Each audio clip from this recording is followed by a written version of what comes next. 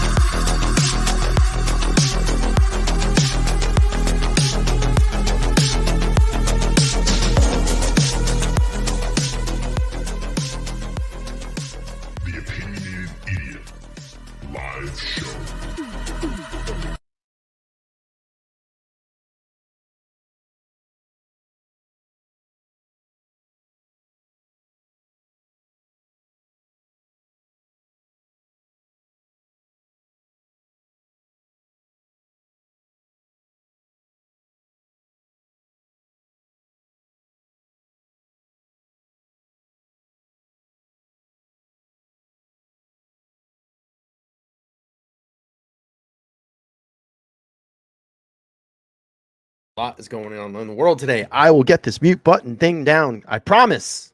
Let's go back. Whoa, what's going on, everybody? Welcome back to another Opinionated Idiot live show. It is May 7, 2023, Sunday, May 7, 2023. And I apologize for my microphone. The reason my microphone has been turned off is I have a little mute button here. And I didn't know, if you're on Discord and you have your mic connected, you can be live at some times. It will automatically voice connect you. So I have been muting my microphone here at home. So when I'm in the Discord chat group, no one can hear what's going on in my house. Y'all don't need to know. It's my privacy. It's my privacy. But we got a rough one. We got a rough one to go through today. And I'll tell you, there's a ton of shit going on in this world right now, especially in the United States, you know, with all of these mass shootings lately. They just had another one down in Texas. This animal got out of his car and I think killed 8 or 9 people at a mall down in Allen, Texas. We had the Brownsville incident today. I think that ended up killing 9 or 10 people. I'm not sure if that's been ruled an accident or on purpose. I think it was migrants or something that was killed. So I don't know about that. And then this animal story that I'm covering tonight. And, you know, it's a rough one. I didn't think I was going to go through this. And I'm probably not going to say this animal's name because I don't want to give this animal any credit. We'll just call him Animal tonight. How about we call him Animal? We'll call him Scumbag Animal. A lot of confusion surrounding this case. I'm still trying to make a lot of head sense to what's going on. I saw some videos I was reading some reports that the parents had reported to the sheriff that something wasn't right.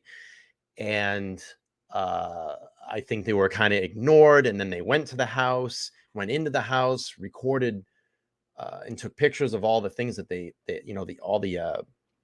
horrible things they found. And then the sheriff or someone decided that they're going to start taking this serious. It's a mess.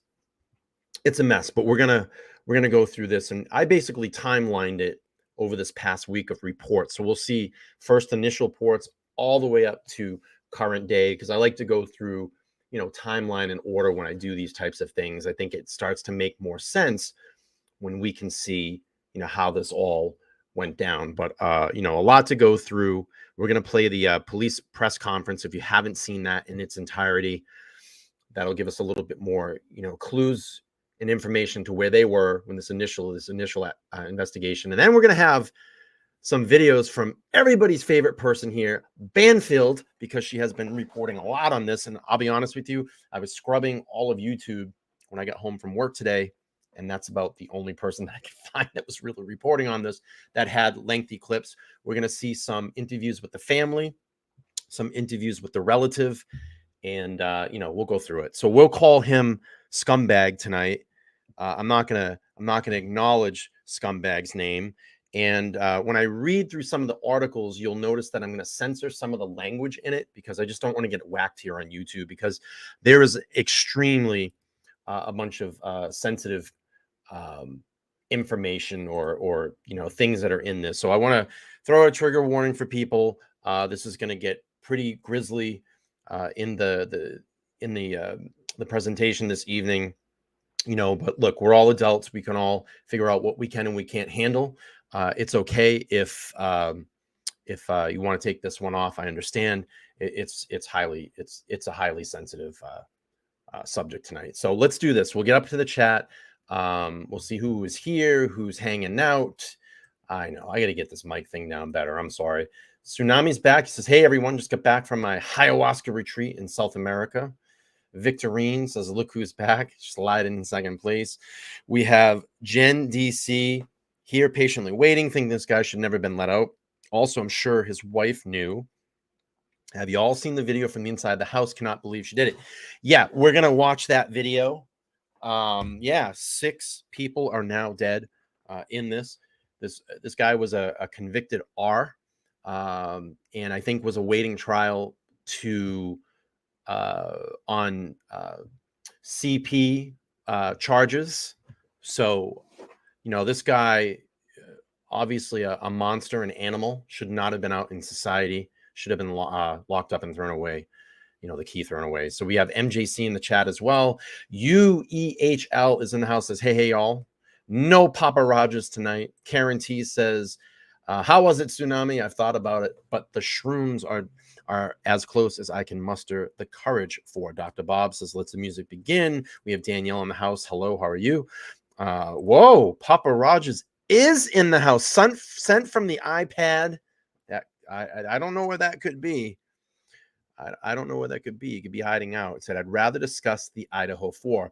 Yes, we will be discussing Idaho 4. I think Laura and I have a follow-up show to the latent shoe print. I want to say shoe print, the latent shoe print show. We have some follow-up. We've done some more deep diving, probably sometime this week. We'll schedule that. And we'll do a part 2 of that series, since it went down really well and it's been very responsive. The audience responded to that. So we appreciate that. And, what we did that show was to just kind of open your mind, to let you think a little bit more. Fireflies in the house. Shani's here as well. Got a lot of channel members this evening. Bobby, well, let's welcome Bobby. It says, first time in the live chat. Looking forward to it. Well, we're happy that you're here, Bobby. Thank you so much. MRG, good to see you back. It's been quite a while since you've been in the chat. Good to see you. Kay is here. I have to stop going in for the pre-show burner so I could get close to showtime. Always just the light it. Boom, you go live for a few minutes early. Yes, I know. I said I didn't want to wait, but damn it, work with me here, laughing my ass off. Let's see. Who else we got? We got Devil Doll in the house. Good to see you as well. C. Vanderhoof is here. What's up? Symbia is here as well. Susie is here. Yeah, I know I'm muted. SC back in the house. Good to see her. OG in the house. SCOG's here. Rachel's here. So good evening. It's the first live show I've been able to watch from the beginning. Well, Rachel, welcome to the live show. Hope you enjoy it. Harriet's here as well, or Harlot. Let's see. We have. Trying to get through this. Jessica's here as well. Hello, Jessica. Vet Girl's here, all the way from the West Coast, I believe. Chosen Rosen in the house. Channel Mod. Stevie Irwin's here. I think I got everybody. I think. And if I missed you, I'm so sorry. Laura's here. Channel Mod. Hi, Laura. How are you? Thank you for joining the panel last night and helping me out with that presentation. Skater said, I left the interview room when I seen you went live. Hello, fan. Well, thank you so much for joining you. Yes, the interview room's a great channel. Big things over there. Covers a lot of great topics. Thanks for coming over. Wow. SC says, I'm a half an hour from that house. It's horrible. Wow, that's crazy. Laughingstock is here. Hello back. How are you? And I think we got everybody. I think Canadian Cat Lady checking in. Hello. Alice is here from Central PA. Good to see you, Alice. P. Fox is here as hello. Cocktail Dress. Hi, it's my first time. A lot of first timers this evening. Everybody, welcome these first timers in the chat. Thank you so much. And I'm pretty close. I think I've gotten everybody. So a KC checking in as well. All right, let's get to the show. Let's get to the show. Let's get to the show. We all know. We get to the show. We all know. All right, here we go. 6 victims in, I think it's Okmulgee County shot to death. Suspect believed to have killed self. So I'm going to do a mix of articles and videos this evening. So Okmulgee County, Monday morning, Oklahoma Highway Patrol issued an endangered missing advisory for 2 teens out of Okmulgee County. I probably have that wrong, but if I'm right, I'll feel good about it. The teens were believed to be with a man. This led to a massive search involving Okmulgee County Sheriff Office, OSBI, and many other law enforcement agencies in the Henryetta area. On Monday afternoon, investigators found 7 bodies on the property in Henryetta, the latest. Let's play, I believe there was a clip here. Hang on. Let's hear this clip here. It's the Executive Homes Weather Center on 2 News Wait for Oklahoma. damn ad. Storms will be increasing across here, The day's most unique take on green country weather. keeping you and your family prepared throughout the day. The Executive Homes Weather Center on 2 News Oklahoma. All right, let's play this clip. Actually, I'm going to play this later. I don't know what happened here either. Oh, here it is. This is the clip I want to play. Sorry. We do have new details tonight from Here we go. investigators after they say Jesse McFadden killed 6 people, then turned the gun on himself. 2 News Oklahoma's Shay Smith was at a news conference this afternoon where detectives shared new information about the murders of 2 missing girls, their friend, and her family. Besides the emotional trauma that people suffer because of the realization of what happened to these young kids, trying to figure out why is a challenge they'll never get past. On Wednesday, Okmulgee Police Okmulgee. Chief Joe Prentice Okmulgee. gave an update on the tragedy that shook a community to its core. The problem that the community suffers with something like this is everybody wants to understand why. And like I said before, normal people can't understand why.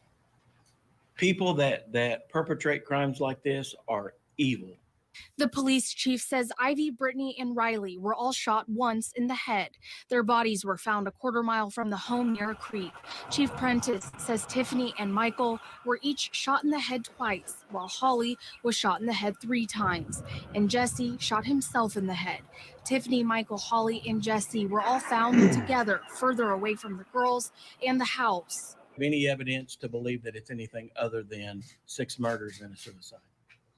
The police chief also says they are working to figure out the answer to the question that everyone has. Why? All we Yeah. have Why? is where the bodies were positioned and the injuries to them to try to indicate what happened. And there's just no way to know. After the press conference, I asked Okmulgee Police Chief what happens next in the Okmulgee. investigation, because when you have a homicide or multiple homicides at that point, a suspect usually stands trial. But in this case, the suspect is dead. Questions that will never get answered because the only people that know are no longer here.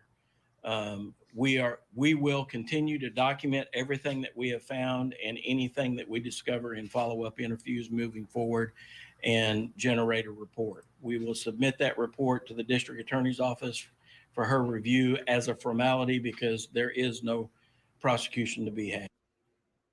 All right, let's keep reading down here. So it says the latest. In the Wednesday afternoon conference, Okmulgee Police Chief Joe Prentice revealed that preliminary autopsy report showed 6 victims were shot in the head, some shot in the head multiple times. They believe Jesse, I did it. I wasn't going to call this scumbag by his name. We'll call him scumbag. They believe scumbag shot himself in the head. The victims are officially been identified as Ivy Webster, 14, Brittany Brewer, 16, Rylee Allen, 17, Tiffany Guess, 13, Michael Mayo, 15, and Holly Guess, McFadden, 35. I'm assuming that's probably Scumbag's wife. So we'll call her Scumbag number 2 because she probably knew about this and fucking hid everything from everybody and covered for the scumbag. You know, I don't care that those two people decided to scrub out their lives, but they scrubbed out 5 innocent victims in all of this. So investigators traced a 9mm gun used in the shooting to Scumbag number 2. It was purchased in January 2022. Earlier this week, James Mayo talked to Channel 2 News Oklahoma and said 4 of the 7 killed were her daughter and their 3 grandchildren. Mayo identified her daughter, Scumbag number 2, and her 3 grandchildren, Rylee Allen, Michael Mayo, and Tiffany Guess. Mayo told the Associated Press that Mowgli County Sheriff officer notified her late Monday that 4 died on the property where Scumbag number 1 lived. Family members say Ivy and Brittany were at Scumbag's house to have slept over with Tiffany and Scumbag's stepdaughter. A prayer vigil was held at 7 p.m. in the Henryetta Night Center gym.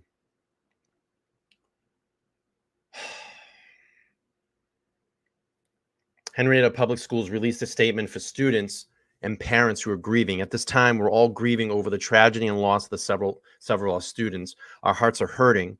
We have considered what to be the best for our students in the coming days. We'll have school at this time. School at this time will be an extremely difficult day. We want to ensure that all students have across grief counseling and the support of faculty and friends. We have mental health professionals and faith-based clergy on hand, but we understand if you feel this more appropriate to keep your student at home. Please continue to stop these families and the thought please keep these families in your thoughts and prayers. Thank you.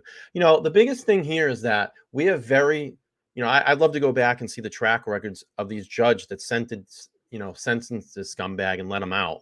You know, it's very soft. We're very soft on these animals that like to touch children and put their, you know, their hands around children and can't keep their fucking hands off kids. And for some reason, we're always very soft on these people. We all, you know, the justice system always has compassion for them. These people should be locked away in a dungeon somewhere. They shouldn't be let out in society. You touch a kid, you should go to jail for the rest of your fucking life. Disgusting. So what happened? This started as an endangered alert for Ivy Webster, 14, and Brittany Brewer, 16. The teens were last seen on May 1st around 1:30 a.m. in Henryetta. Investigators said a man named Scumbag was suspected in the girls' disappearance. Scumbag, who has a criminal history, including convictions for R and larceny in Pittsburgh County in 2004. He is also on the SOR registry or SO registry. Scumbag was due in court Monday for soliciting a minor and possessing CP. Let's watch this video here. Give us a little. It's the Executive Homes Weather Center on 2. We'll wait for this commercial and we'll wait for this to come up. I'm sorry, I can't see the chat, but I'm kind of looking up and catching up. Thanks, Victorine. Yeah, I mean, these scumbags shouldn't be out. Should be locked up for the rest of their life. It's disgusting. All right, let's keep playing through and see what happens here. Are really processing through all of that evidence. I'm joined now by 2 News reporter Amanda. You guys can hear the video all right? They are going Just let me to be know. looking Type at a 1 in today the is kind chat of if you a can hear timeline it. of these events. That's right. There's a lot that's happened in a short amount of time. So just to kind of recap over that timeline, on April 29th, that was just this past Saturday, 14-year-old Ivy Webster was going to spend the weekend with a friend, Tiffany McFadden, and 16-year-old Brittany Brewer. The girls and Tiffany's mother and stepdad, Holly and Jesse McFadden, and their reportedly 2 sons were supposed to go to swimming on a ranch in McAllister. This is when investigators say things went wrong. They say no one showed up and none of the family has heard from the girls all weekend. Fast forward to Monday morning, Ivy's parents still hadn't seen her or heard from her. They say the app they used to track her had been turned off, and so that's when they reported her missing. Investigators spent all morning looking and sent a missing endangered alert for the 2 girls and Ivy and Brittany. Then around 4 in the afternoon Monday, just yesterday, the sheriff's office confirmed they found 7 bodies. The sheriff's office said they'll wait for the medical examiner to confirm the identities, but they do believe that they found the missing people and believe there's no threat to the public. There's no suspect at large that we are looking for right at this moment. So that's the most important thing, is that there's no one else out there that we're looking for at this time. So, there's no threat to the community. And we are waiting for investigators and the medical examiner to give us more details on how these people were killed and identities. Something, we definitely expect in the days to come. There is a lot to unpack here coming up in the next half hour. We're going to be digging into Jesse McFadden's past. He has a lengthy criminal history, so we're going to bring you all of that. But for now, we're going to send it back to studio with Justin for the news of the day, and also a look at your first forecast with meteorologist Michael Sager. All right, so that gives us kind of an idea what happened, how this all happened. I'm not going to continue to read through the article. I just wanted to refresh everybody what was going on in this story. So it's funny that, well, I don't want to say it's funny, but it's interesting that you're all talking about the dark web. When you see the inside of the house, and we're going to play that video that the parents took, they actually went into the house and took evidence. You can see a lot of computer equipment in there, and you can see webcams. I'm sure that this dirtbag, this scumbag, was broadcasting what he was doing to these girls. It was probably part of his fantasy, whatever. I can only assume. I don't know. I'm just making an assumption, but we'll see what happens here. But again, like I said, if you're just checking in now, we're covering the supposed, they're calling it the Slumber Party Massacre out in Oklahoma. And what I did is I went back and timelined this about over the last week. So we'll play videos, and I have a mix of videos and articles that we'll go through this evening. Let me play up the next one. I believe this one is a video. So let's cue this one up. We'll play through it. And I'm Shay Rozzi. This is a story we've been covering all day. It's a very difficult story to share with you, but an important one to tell. This is 14-year-old Ivy Webster and 16-year-old Brittany Brewer. Both of the girls' families say they were staying with their school friend at the time of their disappearance over the weekend. What they didn't know is that friend's stepdad was a convicted rapist. Ivy's mom says that man, Jesse McFadden, was one of the other bodies found. His wife and her 3 children are presumed to be dead as well. We have live team coverage. We are going to start with Fox 23's crime and safety reporter, Abigail Dye. Abigail, I know you've learned McFadden was supposed to be in court today on another case, and all of that may have led to the killings today. It seems like that's possible at this point, Shay. I mean, I've been out here all day, and it's still really hard to wrap my mind around what happened here.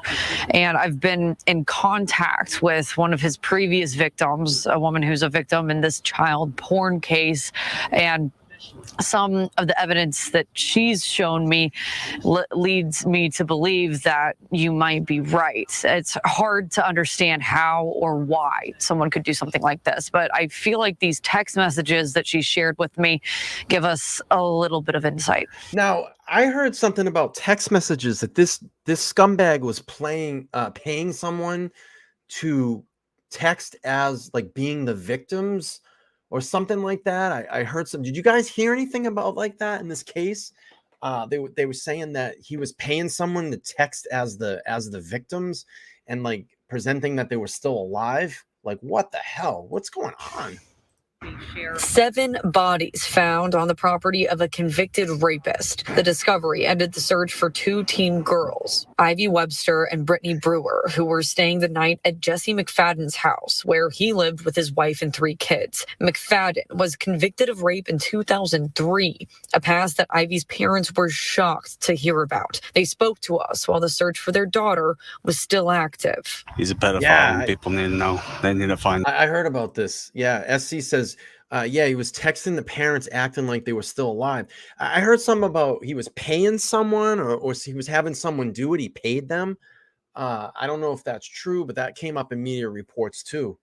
This is crazy. Lock them This up. is the parents of the victims. poor people. Yeah, because he shouldn't have been out to be able to do all this. He should not have been out. And that judge that let him out should be ashamed. You know, you need to go back.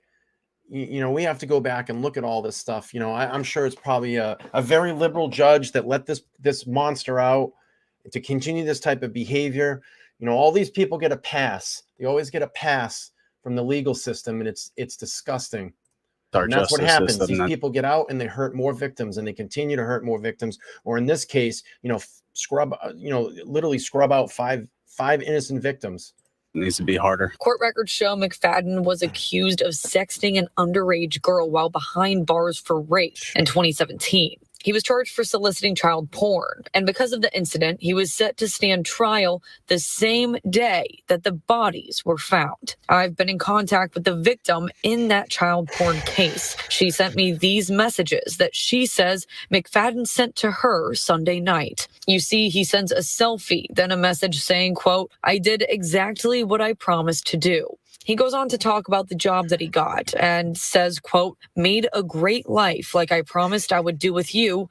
Now it's all gone." He then says, quote, "I told you I wouldn't go back." And his last message reads, quote, "This is all on you for continuing this." It is truly chilling reading those messages. And like I said, just trying to wrap your head around how and why someone could do something like this. Our hearts and thoughts are absolutely with the families who are hurting tonight. Live covering News That Matters, I'm Abigail Dye, Fox 23 News. All right, let's play up the next video here from Banfield. Everybody's favorite Banfield on the case. Let's play it. Suspect in this horrendous crime is a 39-year-old registered sex offender. I mentioned his name before. It is Jesse McFadden. He had a long criminal history. I'm not going to say his name. And in fact, he was due in court just today. I'm not going to say his name. Child porn charges and soliciting a minor. That he was doing while he was incarcerated. Joining me now is Crystal Strong. Crystal was a child rape victim of McFadden's in 2003, and she helped to put him in jail for 20 years. Crystal, I can't imagine what you're thinking at this time, given what you've been through, and then just hearing from Milena about what she's coping with. I mean, I'm okay. My trauma's been dealt with. My heart goes out for the families. I begged the DA a long time ago not to ever let him out of prison because I knew that he would do this to someone else. I've never been contacted about when he was getting out. The last time I heard from anybody was when I was 17, and the DA or whoever it was told me that Jesse was really high on meth, that he's sorry, things happen and I need to learn how to forgive. And I hung up on her and I tried to suppress the memories and move on with my life. I don't have any contact with Canadian Shores or any of that area. And the minute I heard about this morning, I had a gut-wrenching feeling that those babies weren't going to come out of there.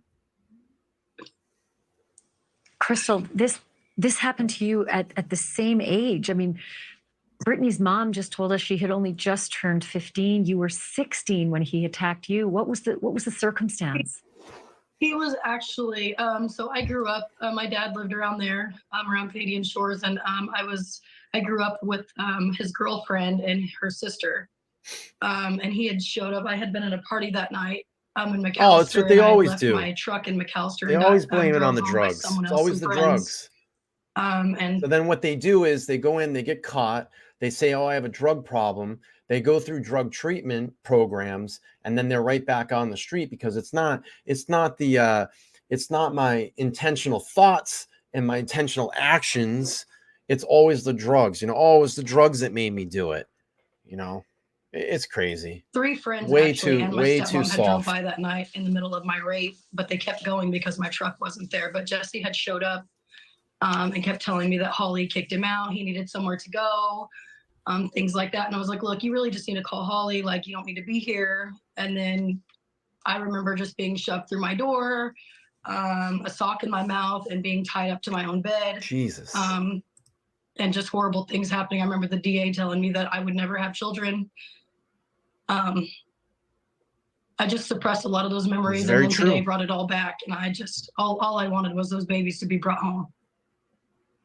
And that's what we were all hoping for when that alert went out, that I they knew would it wasn't find gonna be those safe. girls. You know, and she's probably going through some, you know, what do they call that? Victim, like victim depression, you know, because she probably feels like she, you know, with this monster being let out, that she didn't, you know, I don't want to say like try hard enough, but it wasn't,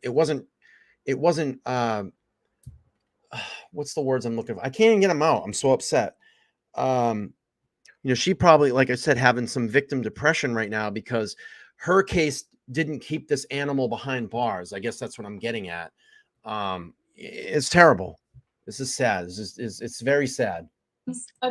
I've been talking Survivor to guilt. Thank you. Caitlin Babb. That's it. Survivor They've been guilt. putting Thank her you. case on the back burner for a lot of years. Thank you. The girl with the pornography, with the charges that he was. I'm like so worked up about this case. I can't even get the words out. My mind is just all over the place. Like, how was this animal let out? And what he did is, it's just like, what the fuck? To court for. He basically told her this morning, and I have screenshots of him telling her that when this all goes down, this is going to be your fault. And supposedly she gave that to the cops, I guess, and nothing was done. And I want to be really clear, Crystal, you're talking about Caitlin. She was the subject of That's those how I feel. lewd photographs. That's how I that feel. Jesse McFadden had in prison on said it. contraband sweet. phone. And she has spoken with you and given permission for you to tell her story. Yes. She said that everybody keeps blowing her off. Sorry, repeat that? She said everyone keeps blowing her off and not doing anything. She's been just shoved off to the back burner. And then last night, Jesse had messaged her, I guess from a fake account called Holidays. I have that screenshotted too, telling her, I've done everything I was supposed to do, and you just won't let well enough alone, basically. And now this is going to be on you. Basically, I felt like he was telling her he was going to do something, and she took it to I said, you need to take that to the cops. And she said, I did, and nothing's being done. And she was. It's always, you know, soft on the SOs. They're always soft on the SOs. You know, you know, it's that stuff. Oh, we gotta get them some help. You know, we gotta get them some help. It's always soft on the SOs. Was prepared to go through with this court hearing today, because this court hearing today for him was about that. She's been trying to do this. This all happened, I guess, when she was 15 years old. I don't blame you, sweet. About me, back when all this happened, tried telling her that it all started like I was trying to do it with him, and then all of a sudden I didn't want it anymore. He had that girl so brainwashed. Thank you for watching.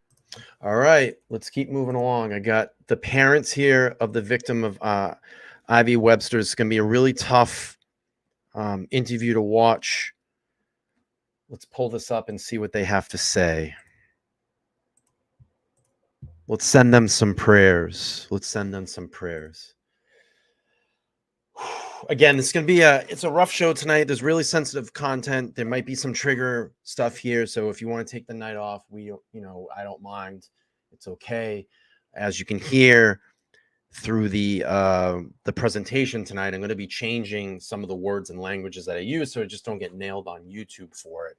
But let's send this family some prayers. They need some prayers right now. Justin, you just went back down to the scene. Talk to us just why you wanted to go back there this morning. I wanted to see her. I wanted answers. I wanted to go on the land and get the answers myself, and I know I can't. But we need to be told the answers of everything here soon. I'm tired of hearing we can't know right now, and it's frustrating. We need to know. Everybody needs to know. And kind of tell us, you know, this weekend, you know, I know you were contacted. Just kind of talk about how the events unfolded and how you learned about everything. Well, she was supposed to be home. Now Start that from the beginning. Okay, so Saturday she was going out. They were going to go to the mall and then main event, which they did, and spend the night. And as far as we knew, it was As they've done before. Yeah, Ivy and Brittany were going to Tiffany's. So nothing out of the ordinary. Me and Ivy were Snapchatting up until about midnight Saturday night. And then Sunday, I got a message from her, which was a little different, but I didn't think nothing of it. It was, hey, we're going to run to McAllister. We have to go. Jesse's got to work on like the ranch or fence, whatever, which they've gone before. So again, didn't think nothing of it, but usually. I'm going to tell you, I mean, I'm not going to try and make light of the situation. This guy has an amazing fucking beard, by the way, and it makes me not want to have cut mine off. But yeah, shout out to the beard. Let's give this guy some props to the beard. Uplift his family, send them some prayers, send them some some well wishes and all of this. It's a tragic situation. Very, very tragic. Let's play on here. I get, hey mom, is that okay? Or I love you. Didn't get that, but it didn't think much. I said, okay, try. She said, we'll be home by 5. I said, okay, if you can, a little earlier because, school tomorrow type thing. Okay, I'll let you know type thing. No, I love you. No, none of that. Then I get a call from Jesse a little while, about 5 or so, saying, oh yeah, we're still out here in McAllister. The phone was really cutting out. Not getting good service. I said, okay, keep me updated. And that was the last contact. That probably, I believe the girls were already gone at that point. And this is new information that you guys are sharing with us. Yes. They never made it to McAllister. He planned it, and when he sent that text or call or whatever to what's her name, the girl that he made contact with when he was in jail, the reason why he was going to court, we were supposed to go to court yesterday, he told her that what's going to happen is going to be all her fault. So he planned it ahead of time. Why do you feel that you're... I think in like the interview, and I just want to read this. Jen DC says, how could they have been given access to the house of the crimes? They found their daughter's phone in the house, traumatizing, and all the drugs and syringes in there. Don't get why it's not taped yet. Yeah, it's really weird. I think it was just like, we're going, and then the sheriff was like, just gave them access to go in there. And I heard some conversations, a lot of weird, circumstance around that as well too. But we're gonna hear that. We're gonna hear that pretty soon. We'll watch that video and go through it. Daughter was involved in this. I feel the evil in him wanted to get back at the world. I agree. And he wanted to I agree, hurt the sweet. people that he loved most. And our daughter was best friends with Tiffany, his daughter, and they were inseparable. They did everything together. And I think he just wanted to act out at the world and take as many as he possibly can. We're finding out that there was some other girls that were contacted to go out that day as well. And some of them didn't go, but it could have been a lot worse. So obviously, he's going to court and all these things. I mean, you kind of seem like you're maybe a little bit upset with the law enforcement. I am. Kind of talk to me about that. I mean, he should have been stuck in jail. He should have rotted in there from the get-go. Especially if he was sneaking phones in and... He snuck a phone in jail and solicited with a minor in jail. And was still released. If that's not any proof that he can't be controlled, then I don't know what is. In Oklahoma County, were they renting the house? McAllister and Pittsburgh County, they need to be held accountable. They do. We need answers of why this monster was released. I smell a big lawsuit. I smell a big lawsuit coming. All right, let's hear the. This was the sheriff talking in and around the investigation. It's a little bit of a long one, but we're going to play through this. Is everybody ready? Good afternoon. My name is Joe Prentice, and the spelling is Joeprentice. I am police chief for the city of Oklahoma, and I also command the District 25 Violent Crime Task Force.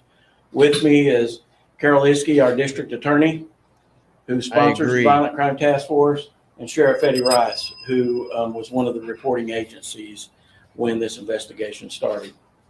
I've got a brief statement that I'll read, and then I'll open it for questions and answer the questions that I can.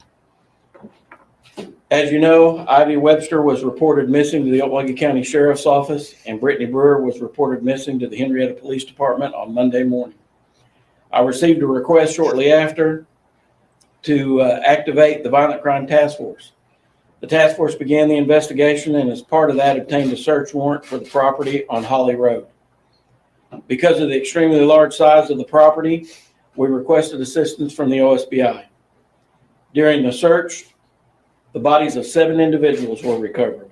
All were sent to the medical examiner for autopsies, and those examinations have been completed.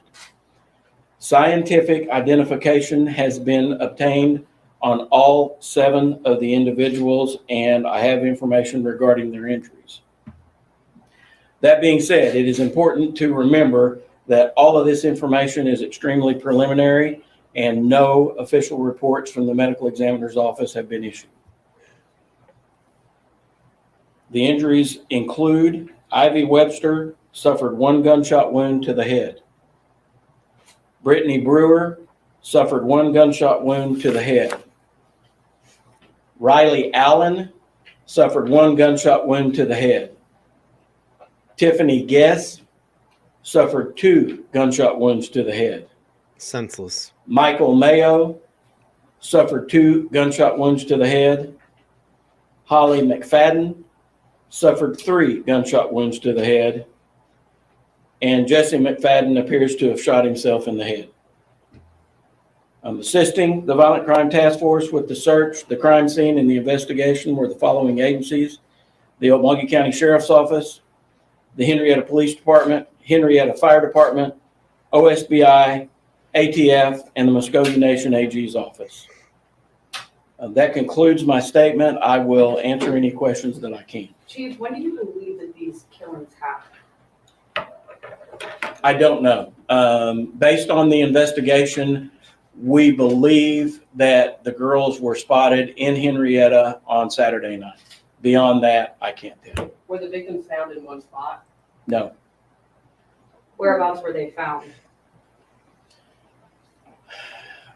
Ivy, Brittany, and Rylee were found separately, approximately 150 to 150 yards apart from each other, and approximately a quarter of a mile southeast of the McFadden residence. Do we think they ran away? I don't have any evidence to indicate that, but there's no way to know. And the other 2 victims? Well, he was due in court that Monday on CP charges. So he was going back to court and probably going to prison for a long time, but he was let out before that. And that's what the result of what happened here. Disgusting. There's more than just shouldn't have been let out of prison. The other 4 decedents were found together approximately 450, 500 yards east and a little bit south of where the 3 girls were found. And they were all together. Was anyone able to call 911? As far as I know, there was no 911 call made. And do we believe that all these killings happened around the same time? I don't have any evidence to indicate otherwise. Chief, what led you guys to getting that search warrant? Because Emmy's office was there immediately with you guys when you guys were doing that. Was there, you guys got the property that morning because he was the person you're looking for and stumbled across something and then back out like normal and ask for a search warrant? But something very similar. That morning, deputies and task force members went out to the property in an effort to see if there was anyone there. While at the property, they got no response at the door, and they observed what they believed was a freshly disturbed area of dirt in the yard or the curtilage area around the residence. They came back and reported that, and we got a search warrant for the residence and the property. Have you traced back this gun? I'm sorry, one at a time. Very similar questions. Have you traced back this gun and how did McFadden get the gun and what kind of firearm was it? We did conduct an e-trace on the firearm. It was a 9mm handgun, and it was purchased in January of 2022 by Holly McFadden.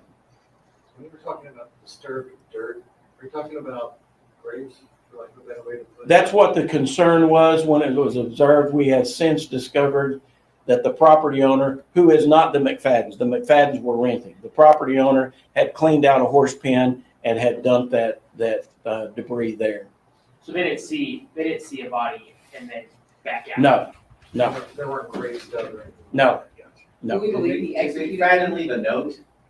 I'm sorry? Did McFadden leave a note? No note was found. Do we believe that he executed them?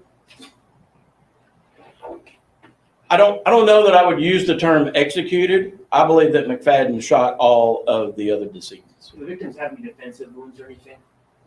I didn't observe any. I haven't had any reported to me from the medical examiner's office, but I would caution you and remind you that this information is extremely preliminary. Any other trauma to the body? One at a time. Overall, what do you make of this situation? Family members tell us they believe this person planned this. What do you make of this? I'm guessing you've never dealt with anything like this before. Several questions there. I follow the evidence, all right? And the evidence is that Jesse McFadden murdered 6 people and then killed himself. Beyond that, I don't know what his thought process was. Whether he planned this, and if he did, how long, I don't have any evidence to base an opinion one way or the other on that. Was anyone tied up? No. Was there any other apparent trauma to the bodies other than these gunshot wounds? None that I observed, but again, it's really early and I haven't gotten anything from the medical examiner. Chief, there was a text message sent to Ivy's parents Sunday night that was odd, they said. Do we believe that was sent by Jesse? I'm not sure I know what text message you're talking about, so I can't comment intelligently. Were there any signs of a fight? I didn't observe any, no. What's your theory of motive? I don't think I want to speculate. I'm not gonna express a theory. Can you imagine the horror being those little kids and being out there and then seeing maybe, having to see one of these children get executed and knowing that you're going to be the next one that gets executed? And who knows, maybe he drugged them and then dragged them all the way out there. They're all passed out or dead at that point and then shot them in the head. I mean, we're going to know from the autopsy, but this is ghoulish. This ghoul monster. Because again, I follow the evidence and I don't have any evidence to indicate what the actual motive was. And I'm going to be honest with you folks.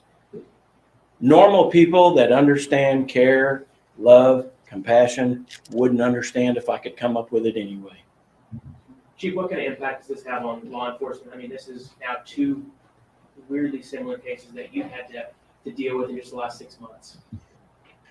Law enforcement is pretty resilient, and we know what we signed up for, and we play the hand that's dealt us. So when we get a call, we go. And with regard to how anyone is responding to it since the event, I don't have any indication that anybody's having any difficulties. We are conducting the follow-up investigation, which is doing some cleanup interviews and documenting everything that we discovered, just like we do in any other case. Have you heard from other parents, other teenagers? We heard possibly that more teenagers were invited. I don't have any information along those lines. That's first I've heard of it. Do we think he planned it? I don't know. Do we know if they were doing anything when the killings happened, like an activity of some sort outside? Wasn't anything obvious. Do you think he acted alone? Don't have any evidence to indicate that there was anybody else involved. Other than McFadden's brief conviction and his pending trial before charges, did he have any more recent run-ins with law enforcement that would act as warning signs? Not that I'm aware of. That absent his lengthy prison sentence and his Muskogee County case. How well did you know this? Stephen! Was he on the sex offender registry? Is this someone? Are we talking about Jesse McFadden? I personally did not know him. My understanding is he was a registered sex offender and was up to date on his registration. So you guys had no prior calls to his house before? My agency would not have had any. The task force doesn't, as a matter of business, take calls for service. I would defer to the sheriff with that, and I would say that I am unaware of any others. Come on, man! All the victims suffered gunshot wounds to the head. Did they come from the back or the front? Some were to the side of the head, some were in the back of the head. There were injuries in the front of the head. So I would defer to the medical examiner for a firm answer on that. The short answer is I don't know for sure. I know you're unsure of what exactly had happened. Is there any reason to believe that he did this and then waited a while and then killed himself later on? Again, I follow the evidence. I don't have any evidence to indicate that. Anything is possible. Do you have any time, how long do you think they were at that residence when they ran? On a weekend, you show up that Monday? Do you have any idea how long they were? My understanding is the girls were friends with Tiffany, who lived at the residence, and were allowed to go and spend the night with her on Saturday, and were supposed to come home Sunday. And when they didn't, they were reported missing. Beyond that, I don't have any information. What were the ages of all the victims? Bear with me. I knew there was a document I needed to bring with me. Tiffany was 13. Michael was 15. Rylee was 17. Ivy was 14. Brittany was 16. Holly was 35, and Jesse McFadden was 39. Just to confirm, the three, Rylee, Tiffany, and Michael were all Holly's kids, not Jesse's. That is my understanding, yes. So these are his stepkids. Yes. Did he make any recordings on his phone of his deeds or try to post anything to social media that you can determine? We recovered one phone from the residence that we believe is Holly's. We recovered pieces of a phone from a wooded area quite a ways from the residence. We do not know who it belonged to. If that's not his phone, we haven't located his phone. Any other significant pieces of evidence other than those phones, the guns, and of course the bodies? We took some other evidence, but nothing I'm willing to comment on. Is there any indicator that any of the victims were drugged or anything? Not that I'm aware of. With the four family members being found together, did they appear to be sleeping? Without going into a lot of detail, that scene appeared to be staged. You are fake news. And that is my opinion based on. You are fake news. Staged as in the bodies? I don't want to go into details. I think the bodies had been moved from where they were originally killed. Were they all found outside? Yes. Okay. But they weren't killed at the same time? I mean, some were killed at one occasion and then just given the distance you're talking about and travel somewhere else. Well, there's no way we can know with certainty, but logic tells me that some were killed in an area 400 to 450 yards away from others. So yeah, there would have been some space of time there. Yes, sir. Yes. Are you certain about McFadden's sex offender registry status? We attempted to look him up and didn't find him there. I am certain of what I've been told. I have not checked it myself. Are you certain of Brittany Brewer's age? I was told by your father that she was 15. No, I am not certain. That information was provided to me early on. I made a note of it, and I am not 100% certain. I spoke with a former victim of his who was set to testify against him and the trial he was supposed to be on Monday, and he sent her text messages or Facebook messages the night previous. Have you spoken with her? Do you know anything about those messages? We've received copies of those text messages. He did make contact with her, and I don't think it was a text message. I think it was a Facebook Messenger message, and tried to lay blame for his situation on her. So do you believe that the killings happened prior or after those messages? I don't have any way to know that. Is the district attorney correct? And this person was supposed to have a jury trial Monday? That was in Muskogee County, correct? Is that your jurisdiction? No, I'm a This guy, this sheriff's sweating, bro. Those text messages were Sheriff's blaming sweating. the victim for what he had done to Lisa. No.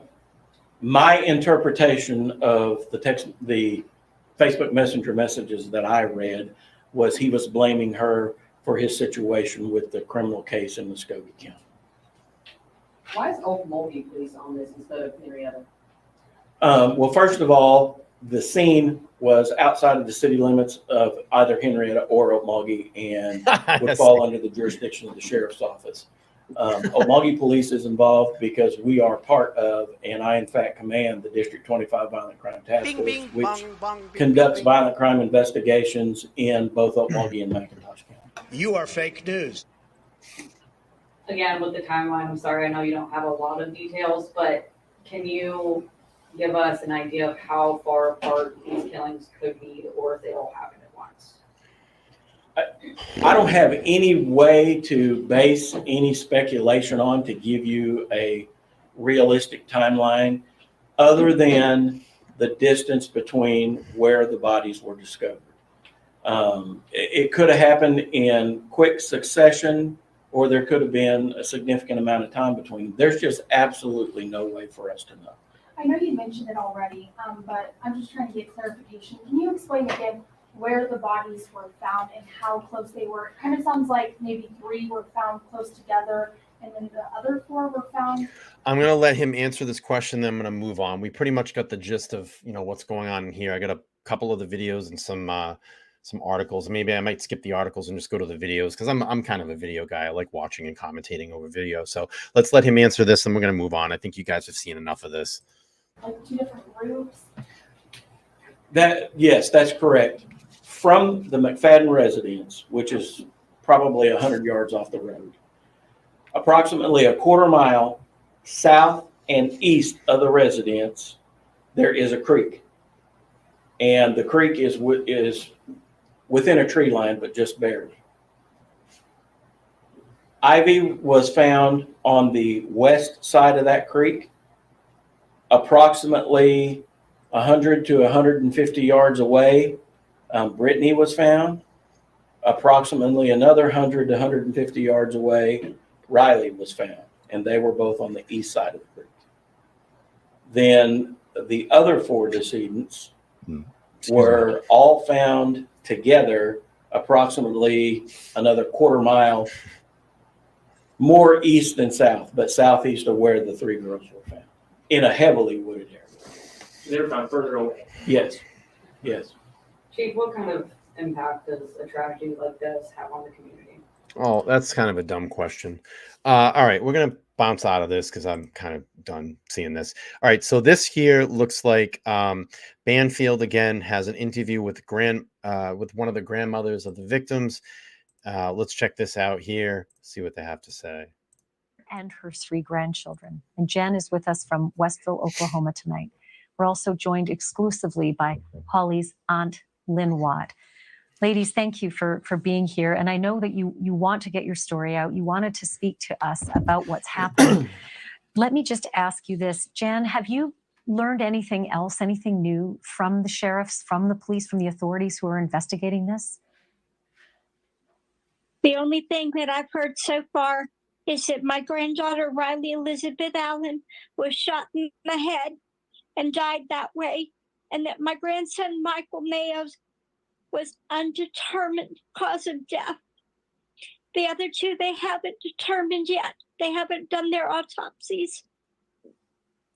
So your daughter, Holly, and her youngest, Tiffany, 13 years old, they haven't finalized the autopsies on those 2, so they haven't been able to give you a cause of death?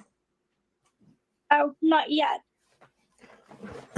Did the sheriffs or did any of the authorities tell you what they think happened just from being able to assess the scene? No, I can't get any information. Sorry, I got super heartburn tonight. I needed a any Tums. information to me at I needed all. Tums. What did the authorities tell you Super when you heartburn. got that just horrendous phone call? All they told me at first was that Jesse was missing and the 2 girls that he supposedly kidnapped were missing. Nothing about my daughter or my grandchildren. Yeah, I had to find that out from Tums. Facebook Wicked heartburn. that they'd found 7 bodies. And nobody told me anything until 10 o'clock that evening that my granddaughters, my grandson, and my daughter were dead. So It to was be 10 clear, the o'clock police, did they, at 10 o'clock, did the authorities eventually call you to give you this news officially?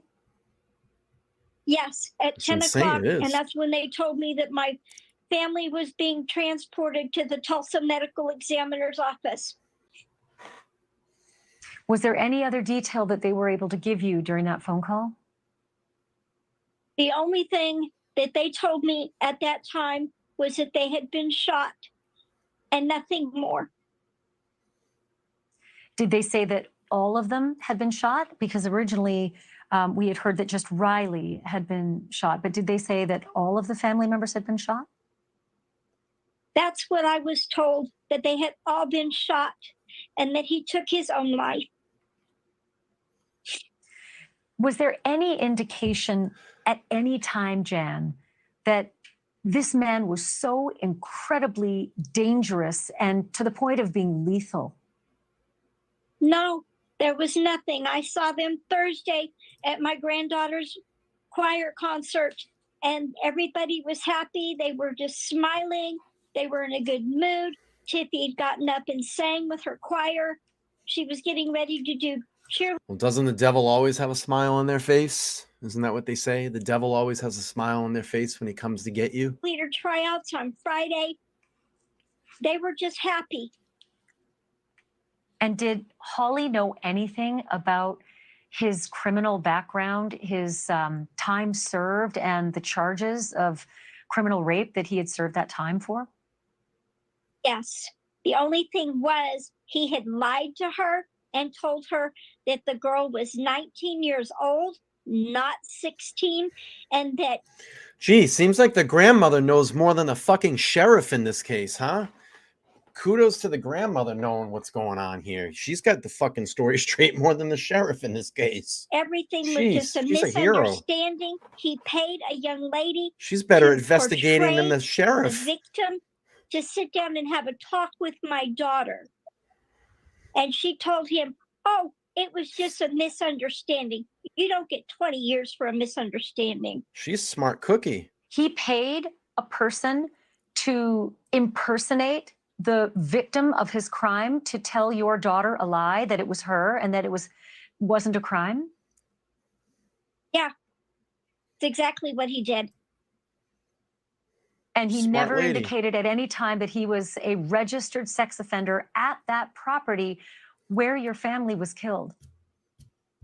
No, my husband and I didn't find out Smart until lady. middle to late March, when my husband was looking up a coworker that he worked with to find out what his charges were, and Jesse McFadden's criminal history. Let's send some prayers over to this family as well. You know, they lost loved ones as well. So let's keep them in your prayers as well. Popped up that he was a registered sex offender. My husband then contacted our daughter to find out what was going on. Why were they there? Why was he in that house with our grandchildren? And what date was that? That was in March, probably about the 20th. And what answers were you given when you confronted him with the fact that he was a registered sex offender? Our daughter wouldn't let us confront him. She said, oh, it was just a misunderstanding. I've talked to the girl. At that time, we didn't know anything about the real victim. It's an unbelievable story, Jan. I cannot believe that this has happened to you and to your family. Thank you for watching. All right, let's keep playing on here. A couple more videos to get through, then I'm going to wrap this one up. I want to just thank everybody for hanging out this evening. I know this is really sensitive content. You know, I told everybody that, you know, this is going to get pretty rough tonight. You know, I'm not angry if you can't hang out this evening. I understand. But this is the reality of our world. And these cases need to be brought to life so we can understand them and then have our legal system not make these same mistakes. And in my opinion, you know, everybody that had ever come across this man in the legal system to let him out should be held accountable, And cases like this need to be discussed because it needs to be learned real quick. Hard fact needs to be learned. These monsters should not be let out on the street. These monsters should be put behind bars for the rest of their lives, and the key should be thrown away. You want to touch kids, You wanna R a woman? See you later, buddy. No, see you later. Let's lock them up for the rest of their lives. Because we know that monsters like this continue cycles of things like this, continue to generate these cycles in their lives. It never breaks. That is imbrued inside these people, and it never goes away. There's never enough treatment that's going to fix that. So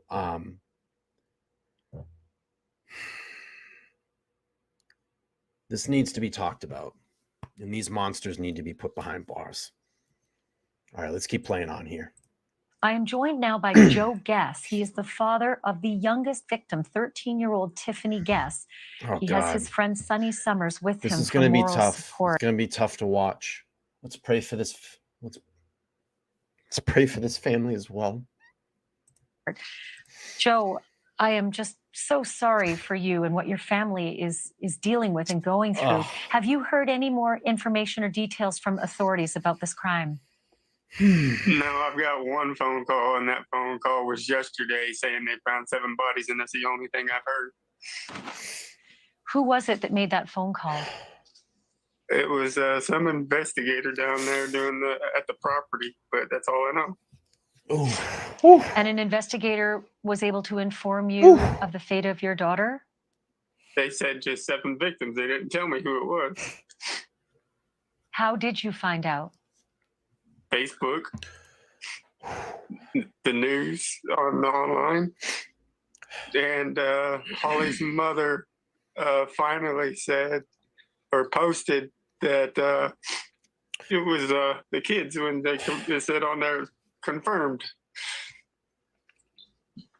So you've had no outreach, no contact from authorities in any way, even just for emotional support in this terrible crime? No, not at all. I am so sorry to hear that, Joe. Did you know anything about this perpetrator, this stepfather of Tiffany's, Jesse McFadden? Did you know anything about his history as a registered sex offender and as a rapist? No, because my daughter would not have spent a second in the house. I would have brought the whole damn police force with me, or I would have dragged him out by the nape of his head.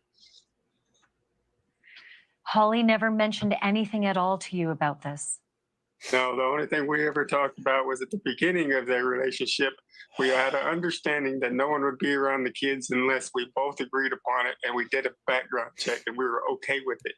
I asked if there was a background check. She said yes, nothing was there.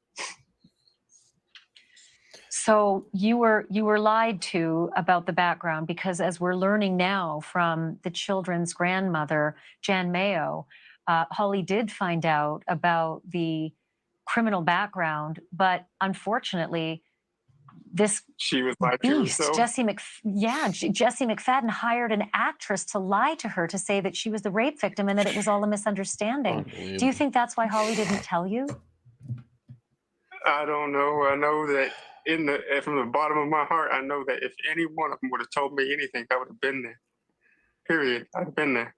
I don't care. Ex-wife not. I'd have been there. What was your last communication with your daughter, Tiffany? It was last Thursday. I talked with her a little bit as I was talking with Holly. The kids were talking to me in the background. All the kids. I don't care. The older 2 aren't biologically mine, but I was there since Rylee was 1, and Michael James wasn't even born, and we were married 13 years. Those are my all his kids. They all look to him as daddy. So this is an additional blow. I didn't know that. I didn't know you had a close relationship with the other kids, Rylee and Michael, and you had a chance to speak on the phone? Yeah. As a matter of fact, it wasn't even a few months ago, me and Holly were still talking about possibilities of me going through the legal system and still adopting the older 2. Even though she had married Jesse McFadden? Yes. Do you have any thoughts as to why she might have been thinking that you could adopt the children when she was married to someone else? because we've been working on it for over 10 years. They loved him. They didn't look at nobody else as their daddy. This is their daddy right here. They came to me the last season of during track and was like, Dad, we know you're not our biological dad, but we don't care. You're our dad. So Rylee and Michael called you dad as well?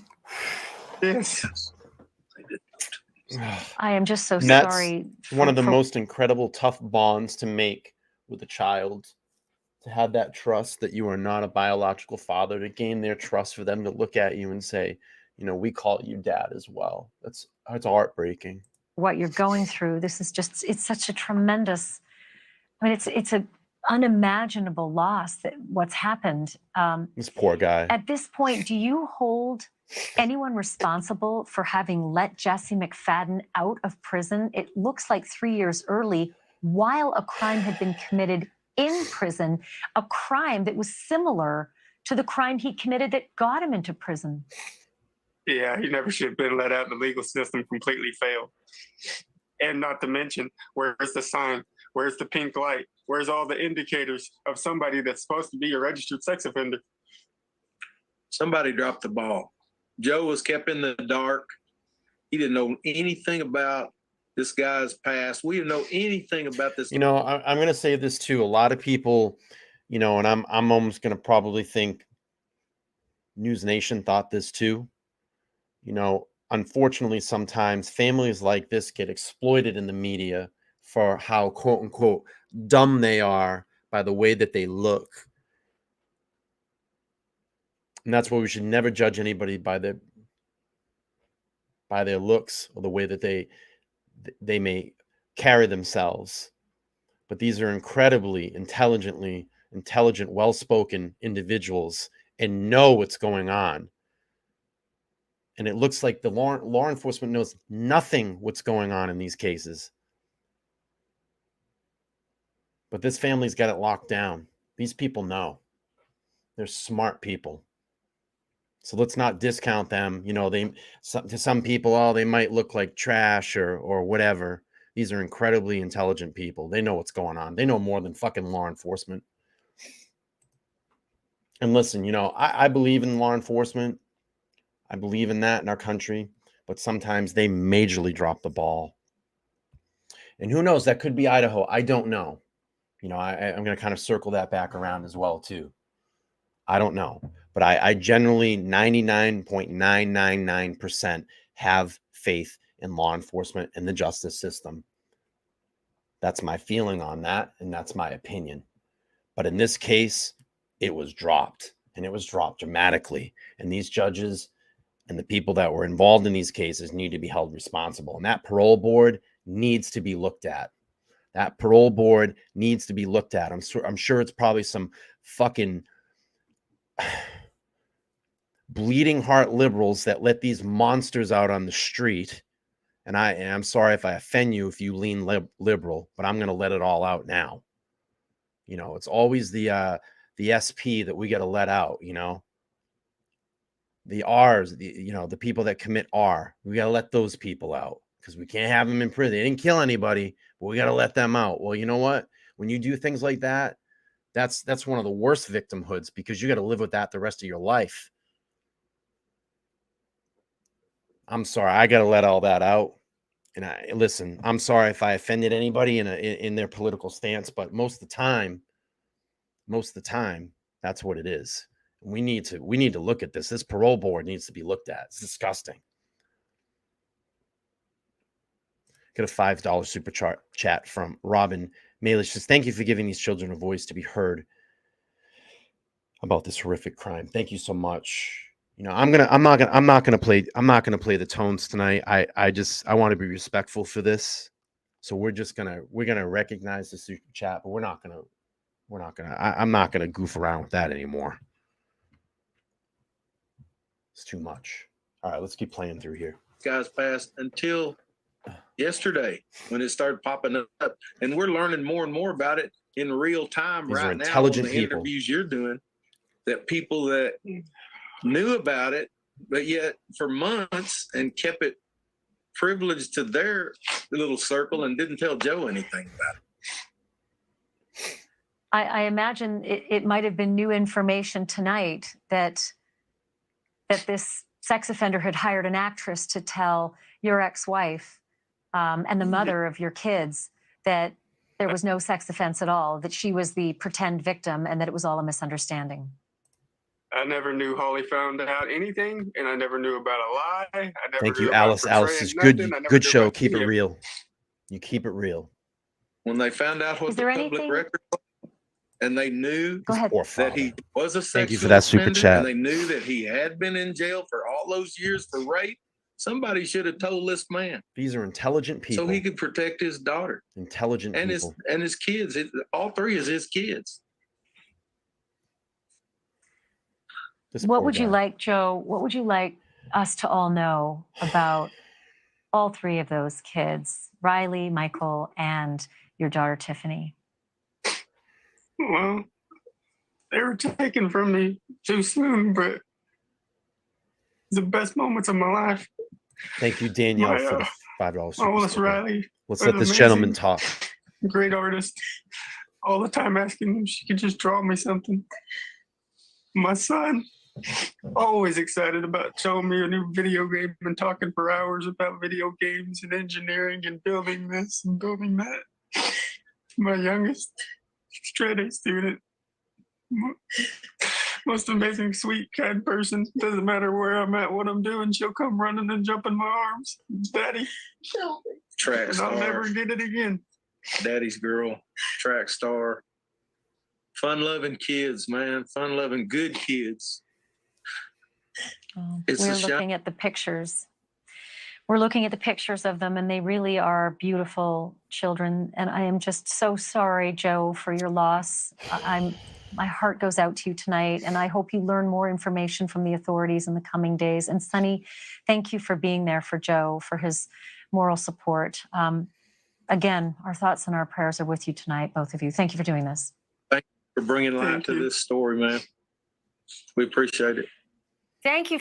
All right. If you pray in any way, if you're spiritual, you turn to God, whatever it may be, let's pray for Joe. He needs some prayers or some well thoughts, or I can't even get the words out.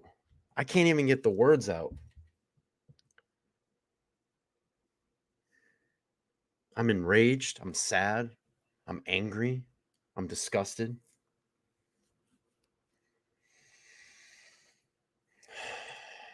Vanderhoof, thank you so much for the $1.49 super sticker. All right, let's continue on. Then we're gonna wrap this one up. I'm not gonna read through the articles. We kind of know what's going on here. Let's just get to the video. So this one is on May 5th, 2023. So it's 2 days ago.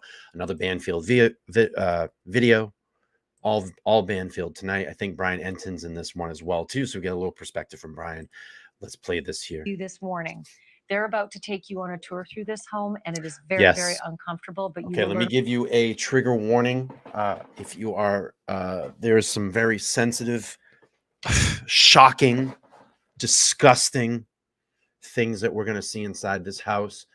So if anything's like that bother you, excuse yourself for the next 5 minutes. If you want to come back to the stream, it's okay. All right, let's play through this house of horrors. Learn a lot about this Jesse McFadden and what he may have done before killing those kids and his wife. Take a look. Phone or phone case with the screen ghost face on the back. Okay. Now, this is the computers that I was talking about, and there's been some rumors that a lot of this was streamed online.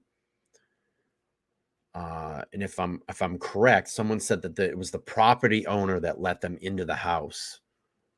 Let's keep playing through this.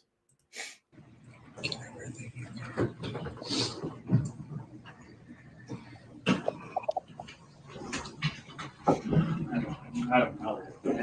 I don't know the answer. I don't care about the road. Yeah. Yeah, those are Tiffany skates. Tiffany's bed print is the cow print. And the cow slippers over here. Smells. Look at the wall. Rich. Oh my God. What? This is not the first time this monster did this. To have things like that bolted into the wall. This is not the first time. This is not something you build overnight. This monster had been doing this, and I'm sure there's other victims out there. 100%.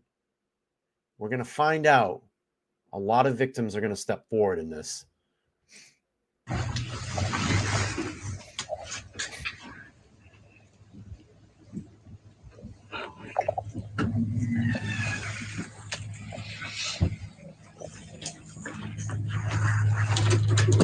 Maria, thank you so much for the super stick $4.99. We're gonna lay off on the not gonna play any sound. This is a huge. Does anybody know what this is? I was trying to figure out what this device is. I don't know. I know what the device was before that, but I don't know what this is. Does anybody know what that is? If you do, can you put it in the chat? Because I was trying to figure out what this was. It looks like maybe a microphone or something. I'm not sure. But if anybody knows what that is, it's a torch. Oh, like a drug torch. I can't read what that is. FRRX. Oh, I got it. I got it now. Okay. Got it. Thank you. Look at this. There's chains bolted to the table. This monster didn't just think of this overnight. He's been doing this. And the wife knew. Don't let anybody fool you. The wife knew about this. She was probably partaking in this shit.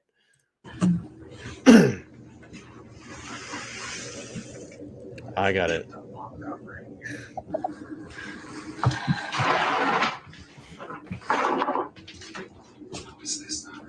This is the room. Do you remember when they said that they were making Rylee sleep on their bedroom floor?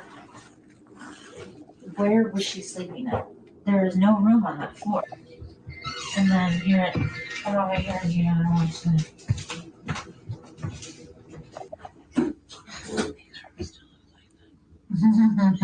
Give me something to grab. Take a picture. Take pictures. It's on video. That's them. Hey, that's them. Okay.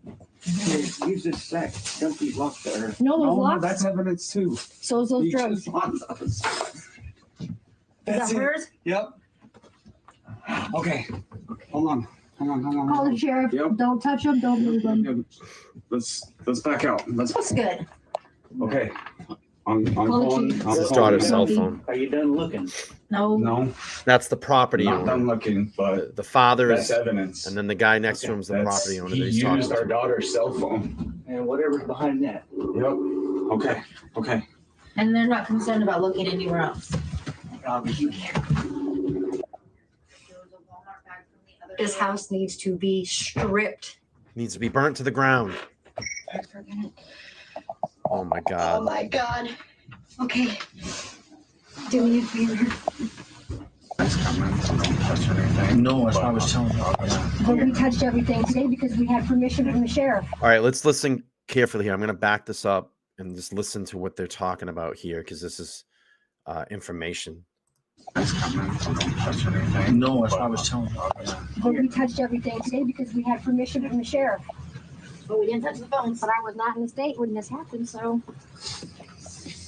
Let's go. Where is law enforcement? Like, where is law enforcement? Why are they not here processing the scene? I think Tsunami just said that. Like, where is law enforcement? So we're getting pictures of all this, honey. This man is a freaking monster. Well, he's more than a monster. He's the devil. His wife was too. Yeah, she knew about it. Believe me. She was in fucking probably doing it with him. This one's my daughter's. Oh. I want to know what else is up here and in here. I think there's more. There's computers. Some of these tablets.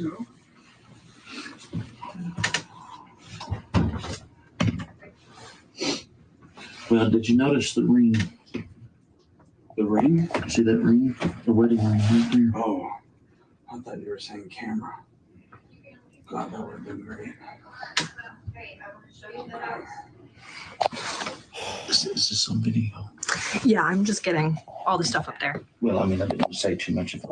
Yeah, but there's a big old machine. But that's a weapon. So and it's in here with all this sexual paraphernalia. And then those were right there. They obviously didn't look too hard. No. Look, is that another phone or that? What is that? Look, hey, that one's still on. That computer, whatever that tablet thing. Yeah, it's on. Oh my God. A syringe? And needles. And needles? Oh my God. That's cocaine. It's gotta be. So thank you for watching. Go to. What a horrible.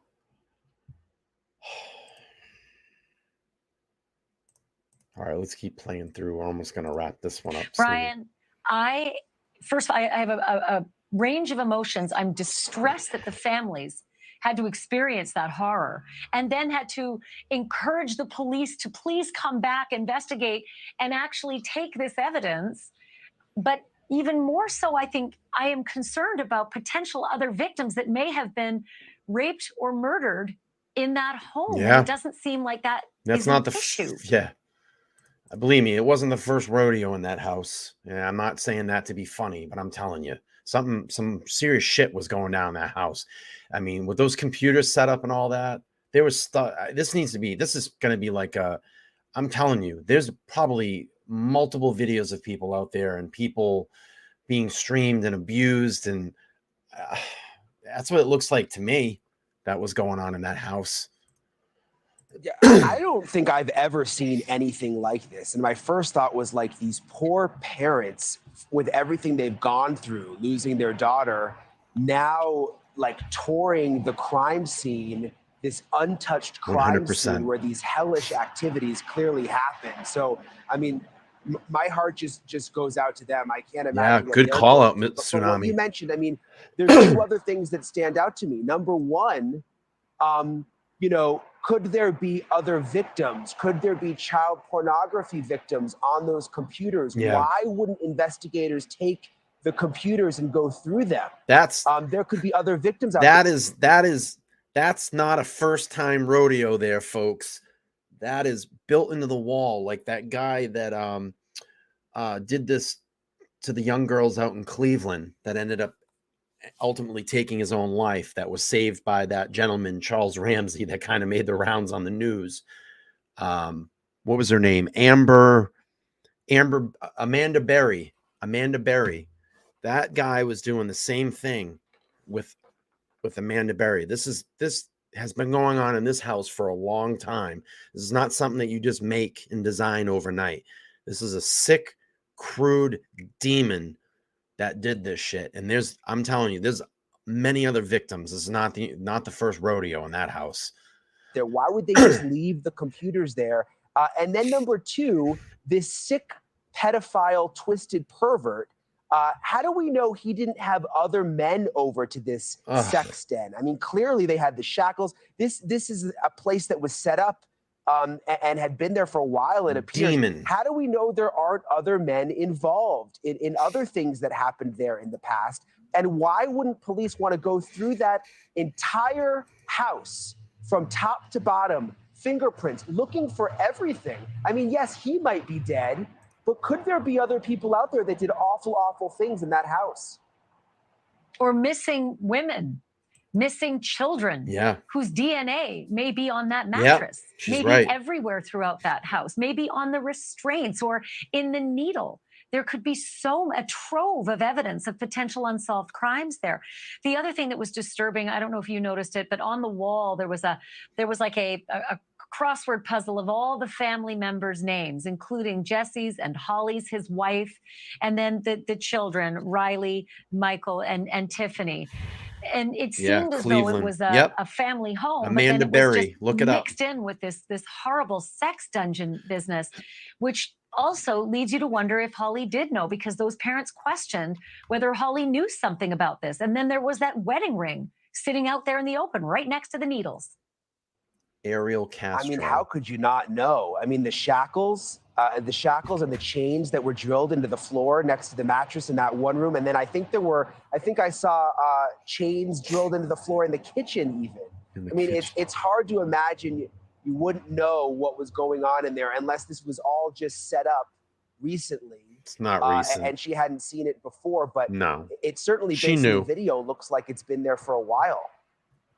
It certainly does. Brian, don't go anywhere. There is a moment on these tapes that just is soul crushing, because while standing in the middle of all of these horrors where their girls potentially were drugged, raped, and died, just feet from the wall restraints and the drugged syringes, Ivy Webster's dad is so irate that police left all. You know, I'll tell you, I feel, you know, I look up and I appreciate the 100 people that have hung out this evening.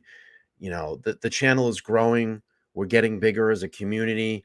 But, you know, listen, as much as this channel has grown, because, you know, I say this, I don't mean this in the way that I'm going to say it, but the Kohberger case is such a sexy case and everybody's interested in it. And I think you can understand where I'm going with this language. I think a lot of people are missing out on these off nights when we don't do Kohberger material. This is when we get the realest in these streams. We had that the Boston Marathon bombing 10-year special that I did when we went back and looked and honored those victims and really discovered as to what happened and where that all went. Now we're bringing to life these types of crimes and discussing it and talking about it and expressing our feelings about these monsters that are let back out into society because of weak judges and weak laws. You all are missing out on these excellent shows because we have the community here in the chat that is participating, letting us know their true feelings of how they feel in these types of cases. Come watch these streams. They're educational. They will give you some thought. We have very intelligent people in these chat rooms. Please, on these off nights, come over and watch. We can't do Kohberger all the time. We need to bring to light other things that are going on in our country, in this world. And maybe we can change something. Maybe someone hears us. We use this platform for good. We show the bad and maybe turn around and do something good, do something for justice. Maybe make a lawmaker or a senator or a governor think. Maybe they come across one of these videos and say, hey, you know, this young man has a point. This community has a point. Maybe we need to do something to change this. But shit like this can't keep going on. And this parole board needs to be reviewed. And everybody that's on that parole board, I don't know how that all works, but their credentials should be wiped clean. And this should be never on a parole board ever again. This county has a lot to respond to and a lot to explain. Let's keep playing through. Evidence behind. He just lets the officer on scene have it. What would this accomplish? I'm a grieving parent that my daughter got raped and murdered. And you're telling me right now that I don't have a right to know what happened? Thank you for watching. What was that? Go to newsnationnow.com. Was that a police officer? Wait a minute.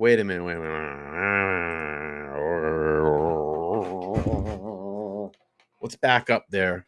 What did we just see? Hang on. We're going to go back. And don't go anywhere. There is a moment on these tapes that just is soul crushing, because while standing in the middle of all of these horrors where their girls potentially were drugged, raped, and died, just feet from the wall restraints and the drugged syringes, Ivy Webster's dad is so irate that police left all this evidence behind. He just lets the officer on scene have it. What would this accomplish? So the police officer is asking him, what would this accomplish? And I'm going to try to find this video. Hang on here. Whoa, let's pause for a sec. I need to see if there's more of this video.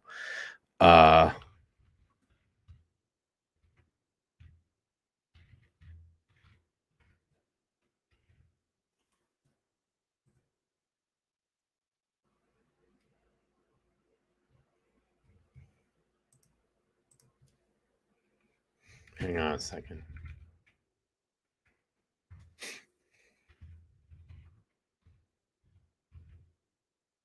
I see that super chat. I'll recognize it in a second. Just give me a second here. I don't see a longer video of it, but I'm sure there's going to be more about this. I'm going to come back and do another follow-up on this case probably next week. We need to keep investigate. We need to report on this. This is too much. Brenda, thank you so much for the $5 super chat. This is well said, Brian. Thank you so much. I appreciate you. Thanks for supporting the stream, the channel. Let's play this and listen. I need to see more of this video. I'm disgusted. This is a law enforcement officer in this area. What would this accomplish? And he's almost looking at him like he's being condescending about it. Accomplish. Just lets the officer on scene have it. What would this accomplish? I'm a grieving parent that my daughter got raped and murdered, and you're telling me right now that I don't have a right to know what happened? Thank you for watching. Ooh, wow. Just wow. All right, let's keep playing. You learn a lot. One more video after this, and then we're going to give a final thought and wrap this stream up. Thank you so much, everybody, for hanging out. We got 107 people, and you just go down there and smash that like button. Let's get just to 100 likes. I just need 5 more upvotes. So smash the like button down there, and then we're going to wrap this puppy up. Like a lot about somebody if you are locked up with them for 16 months in a cell, just the two of you. You'll learn a lot. You can either really like that person or you can come to really hate that person. And it sounds as though the person who was locked up with Jesse McFadden, that name is familiar because he just killed his entire family and 2 kids who were sleeping over. All 7 bodies found dumped on his sex offender ranch, that's his registered address, in Oklahoma.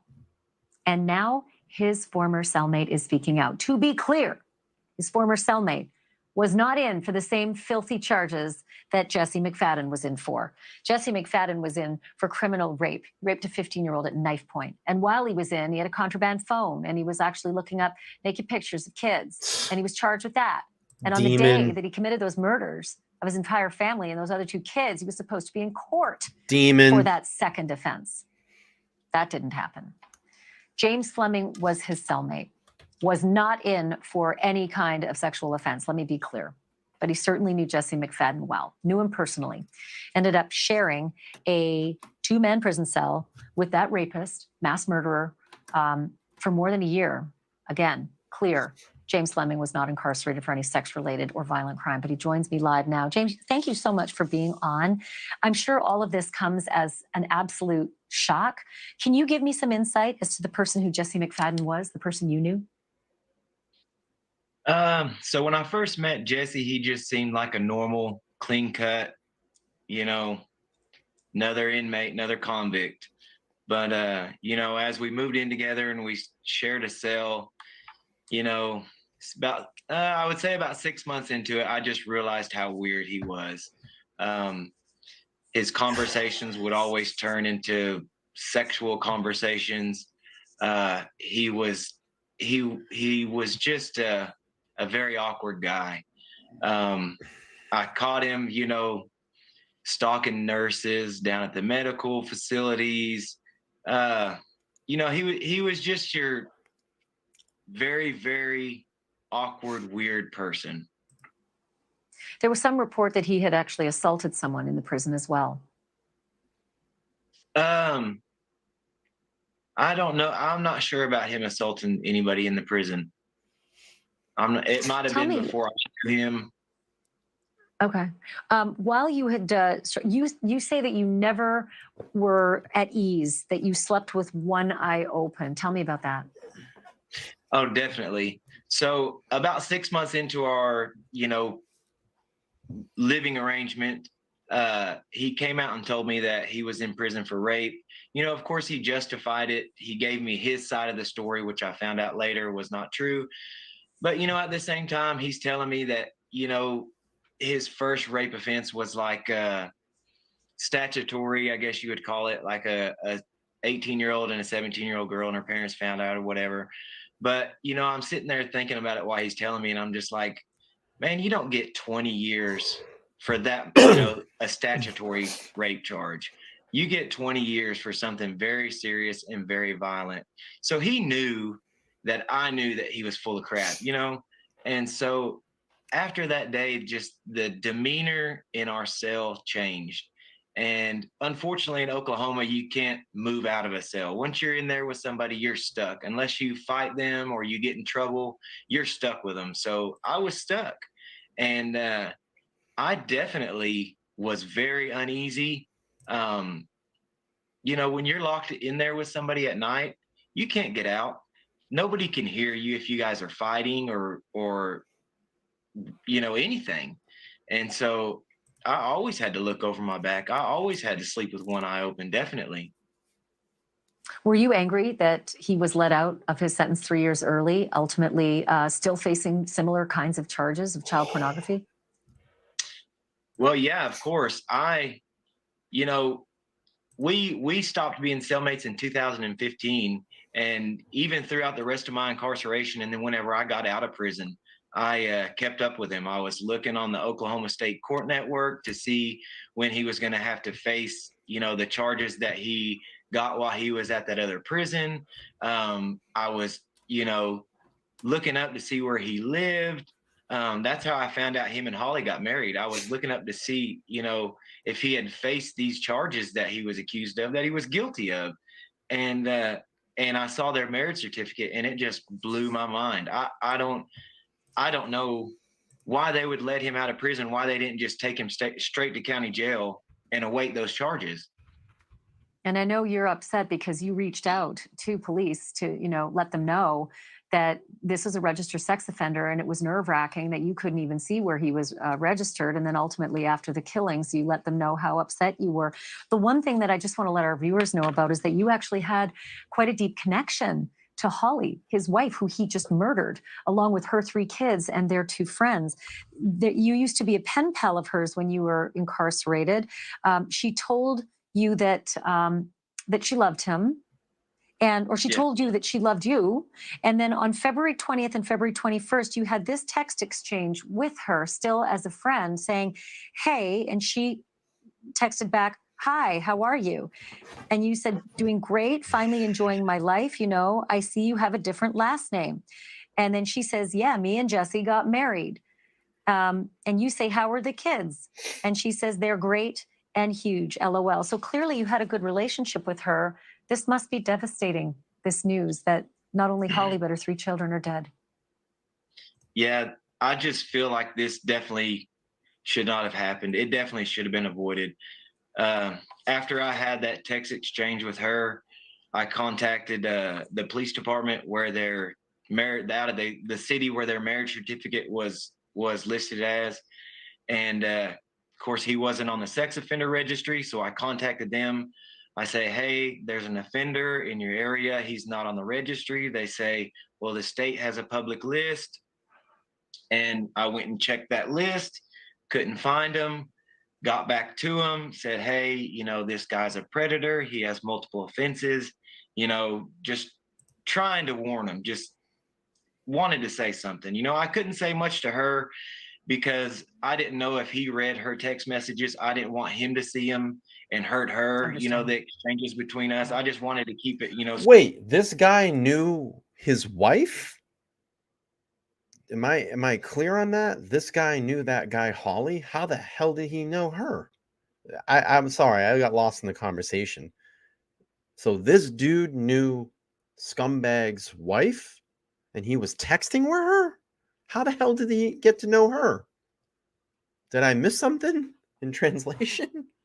The pen pals. Oh my God. Straight, you know, friendly. I missed it. I'm sorry. I'm kind of. You know, when I reached out to the law enforcement and they didn't get back with me, I was just like, Thank you. What the heck, man? This could have been avoided. This could have been avoided. It's confounding. Jesse is just, he was a monster without question.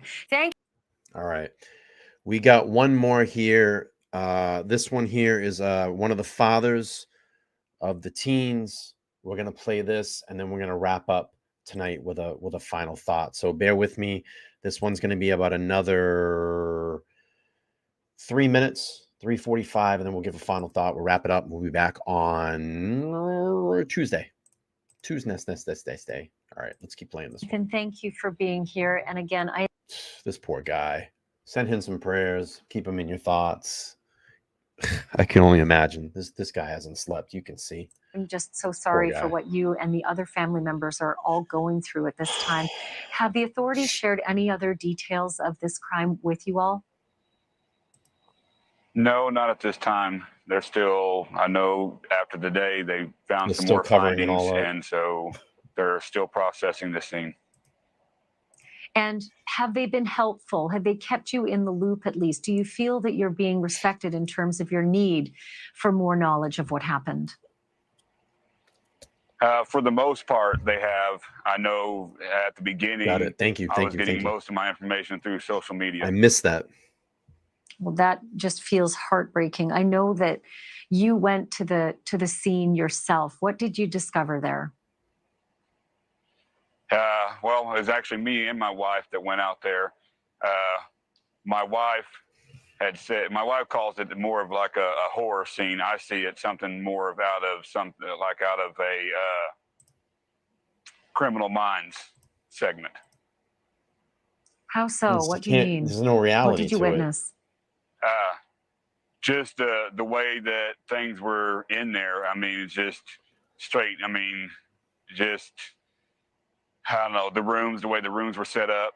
I mean, everything in there, it just was just horrendous.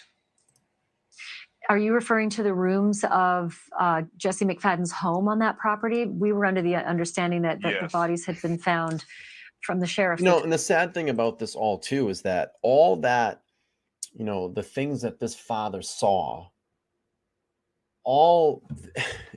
that's going to be burned in his memory for the rest of his life. That'll never go away. This is how he is gonna, unfortunately remember the end of his daughter's life. This is it. I mean, you can see it on the guy's face. It's tragic. Pickle Me Elmo, great name, says new sub, love your channel. Well, thank you so much for being over here. We appreciate you. The chat, I'm sure, welcomes you in. Just keep in mind, if you haven't turned on all the bell notifications, hit the bell notifications. I go live 4 nights a week, Sunday, Tuesday, Thursday, Saturday, 8:30 p.m. Eastern Standard Time. If you haven't checked out any of my other content, you need to check it out. Go down there, give it a thumbs up, leave a comment, join the chat, hang out with us. All right, let's keep playing. Told us that the bodies had been found out on the property. Right. Well, that's it. On that part, you're right. We did actually go out there where the bodies were found laying. They told us exactly where to find where to go to find the areas where the bodies were. So we were able to walk right straight to it. And on that part, there was no signs of any blood or nothing like that. But in the house, it's just the way things were laid out and things was just something that was just unbelievable for a parent anything to even specific? see, to even go through this. Again, another intelligent man. A lot of people look at people like this and say, they don't even have, two thoughts inside their head. This guy knows what's going on. Very well spoken. I feel bad for this man. He lost his child. Let's send them some prayers. Keep them in your thoughts. Yeah, what do you mean? I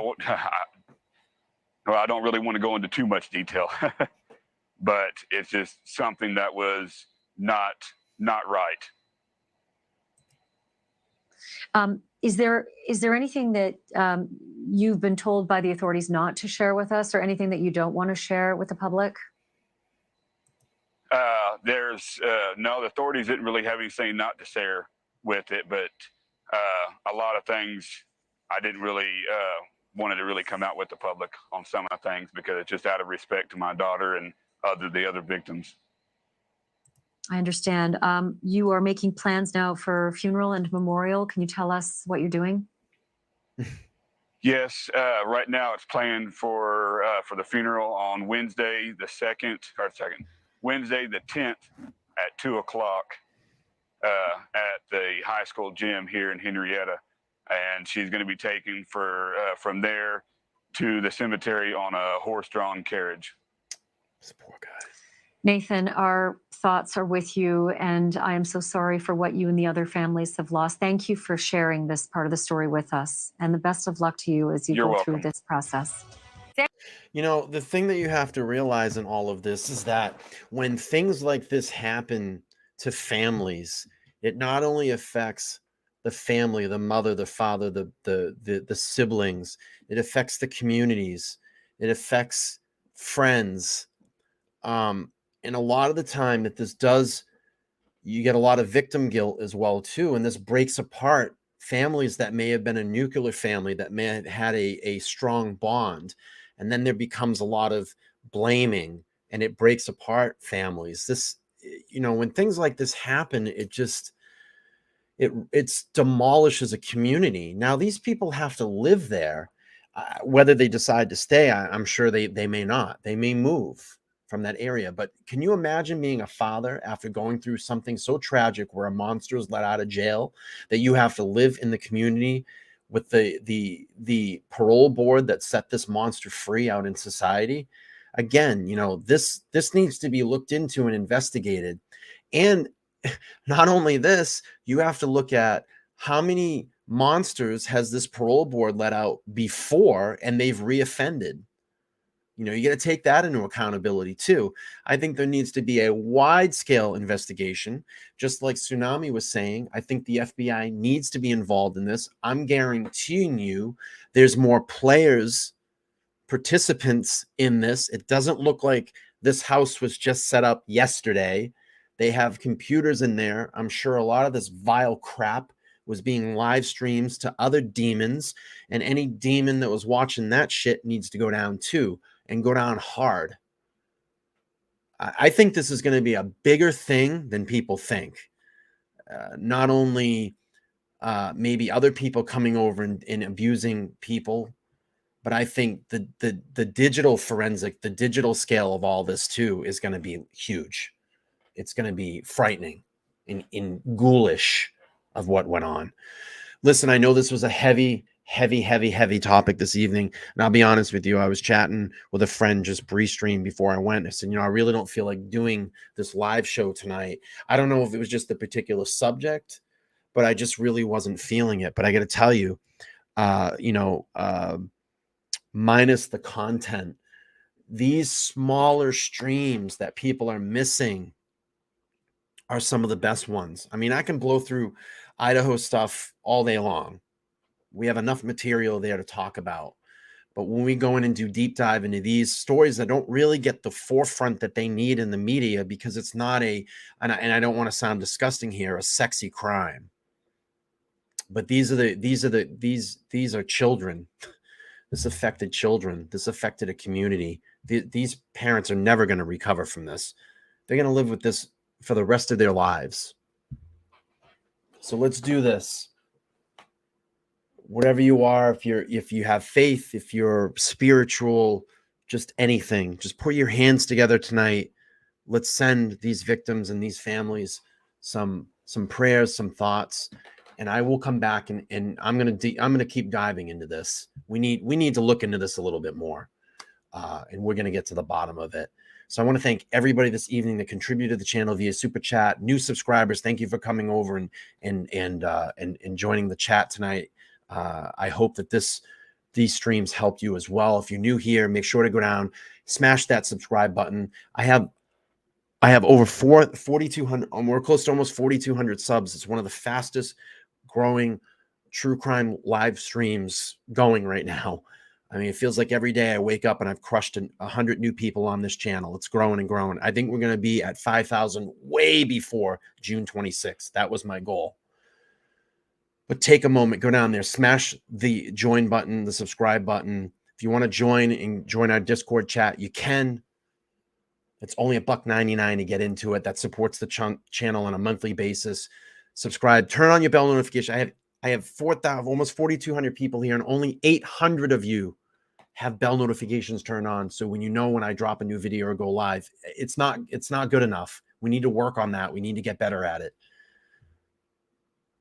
But if you can't and you don't get the notifications, please know every Sunday, Tuesday, Thursday, Saturday night, 8:30 p.m. Eastern Standard Time, I will be here unless it's an extreme emergency, and I have not missed a show in the last 2 months. I've been here.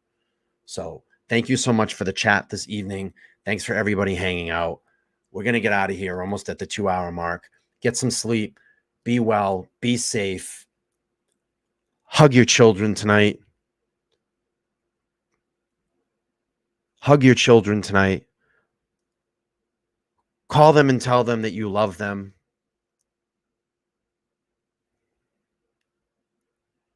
If you're having issues with your children, put it aside.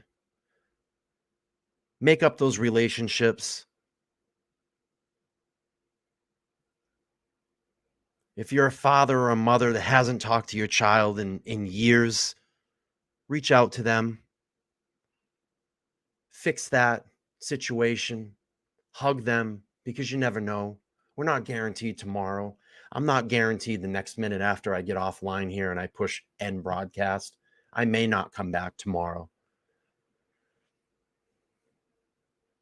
Enjoy every single moment that you have on this earth and do good things with it. Listen, we're all not perfect. We fuck up. But we can get up and be a better person tomorrow. And we can make an impact in someone's life. And I hope that's what I'm doing here for all of you. So that's going to end tonight's stream. I appreciate you all. Tough subject tonight. Tough subject tonight. Tuesday night, we'll be back. We're going to talk about Ann Walsh and Brian Walsh. Very close case to what's going on here in my state of Massachusetts.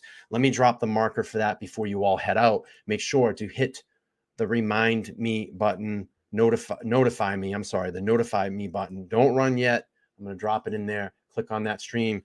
Hit the notify button me. I'll be back here Tuesday night, 8:30 p.m. Eastern Standard Time. I love all you. I love you all. You're the best community. The best community. Hands down. I love you.